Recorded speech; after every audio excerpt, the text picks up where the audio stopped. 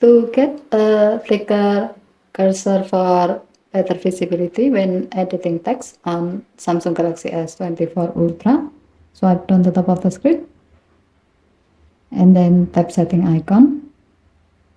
Scroll down the screen to find accessibility. Tap accessibility and then tap vision enhancement. Scroll down the screen.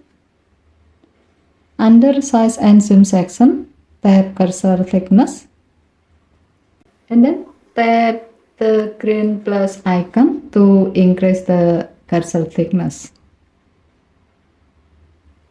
As you are adjusting the thickness level, you can see how the cursor will look like in the preview. So you can easily find the right setting that fit with your need. Okay, thank you for watching. Have a nice day.